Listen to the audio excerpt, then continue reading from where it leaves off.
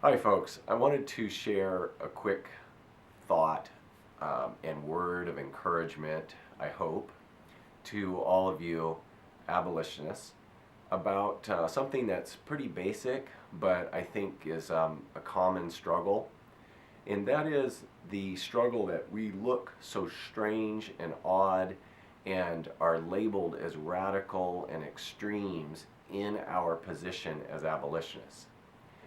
That is because we, in an uncompromising way, call for the immediate abolition of abortion, because we believe that abortion murders an image bearer of God, is a defilement of the very place where the incarnation of God took place, because abortion is the one place that our culture permits murder, and that there's a systematic destruction going on, mass slaughter, that we are the ones who oppose this in an uncompromising way, and we think that our lives should look different because of this injustice, in that we are actively opposing it, that we're actively doing things to assist people so that they don't go this route and murder their child, helping women in need, adoption, foster care, all of these things that abolitionists embrace. Because of our position, we're labeled as radical, extreme, or maybe at best we're just called like we're passionate about this issue and it's our thing. And I want to encourage you to not be tempted to think of this position that we have as one in a negative way. That is, there's a temptation to kind of feel like, man, maybe we are a little too radical. Maybe we are a little too extreme.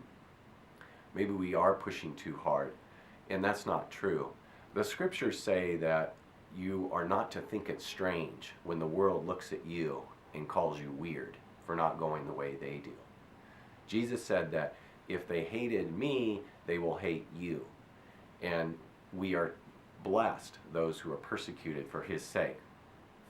The other day, I was out in front of the abortion clinic with my sons, actually on the street corner where the clinic is, with our signs, and some men walked by and passed by my sons. I was a little distance away, and one of them said to both my two older boys, he said, "Why don't you get a life?" He said, "Why don't you guys go play some video games or something?" And I got to tell you that I have a pretty thick skin, and those of you who know me, I'm a pretty calm guy. But that really pricked me and spun me up, and I immediately went over and began to confront this guy, and basically I said to him, "Shame on you.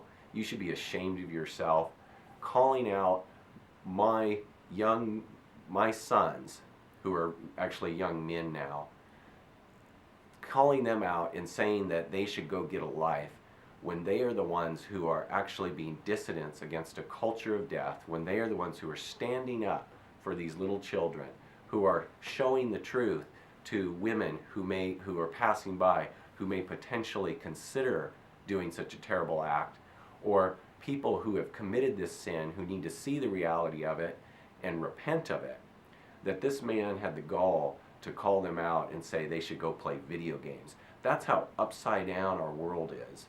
And I don't want any abolitionists to be tempted to think that we are too extreme. We're not.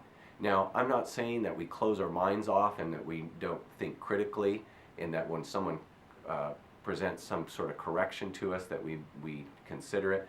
But when I'm talking about the basics here, of us out there exposing the evil, sharing the gospel, don't waver, don't compromise. You cannot go overboard in those things. There is a mass slaughter going on. There is a Holocaust. And it's the abolitionists who are standing up against it in an uncompromising way, in a way that's putting our complete trust in God, and we're not going to back down. So be encouraged, stay in the fight, and yes, we will look weird. We will look weird to a world that's lost. We will look odd to those who are perishing. We're going to look like radicals to those who want to keep abortion legal, who want to keep it going. we're going to make people uncomfortable who want to just kind of stay in the background and just go about their life and not really deal with this evil. But don't back down, keep at it. Thanks for listening.